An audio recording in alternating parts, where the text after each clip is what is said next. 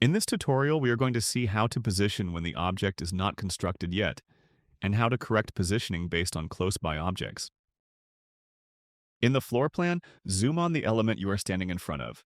In our example, the fire protection casing is not constructed yet, but we are still going to position on it based on where it is supposed to be.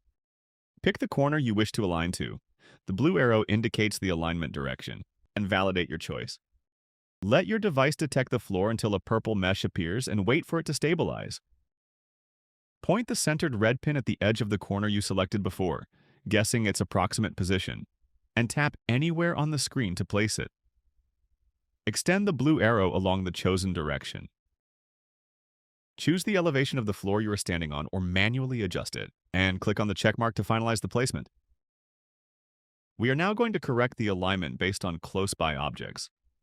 In our example, we chose the window reveals surrounding our angle. Enter the manual positioning mode and tap on your angle. Drag the green and red axes until the edges of the elements align, in the model and in reality. Then point the camera at faraway object with prominent features. Slide along the blue bar at the bottom of the screen to adjust the rotation until those distant objects match. Exit the manual adjustment mode, and you're all set to use your model on site.